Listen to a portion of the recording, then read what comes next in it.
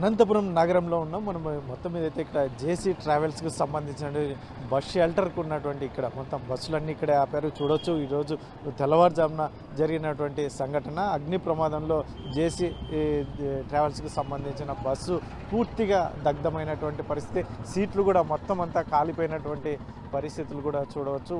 ఏకంగా ఏదైతే ఉందో బస్సు ఏమాత్రం పనికి రాకుండా మొత్తం కాలిపోయింది అని చెప్పేసి ఫైర్ అధికారులు కూడా చెప్తున్నటువంటి నేపథ్యం. ఇటువంటి పరిస్థితుల్లోనే ఇక్కడైతే మొత్తం బస్సులన్నీ రన్ చేయనటువంటి పరిస్థితి.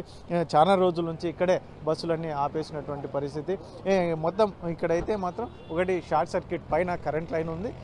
మరోవైపు ఇక్కడ కింద ఏదైతే ఉందో బస్సు దగ్గరలో చెత్త కూడా ఉంది.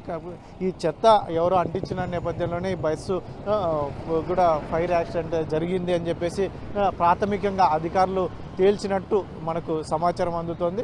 ఇటువంటి పరిస్థితుల్లోనే పూర్తిగా బస్సు కూడా దగ్ధమైనటువంటి పరిస్థితి.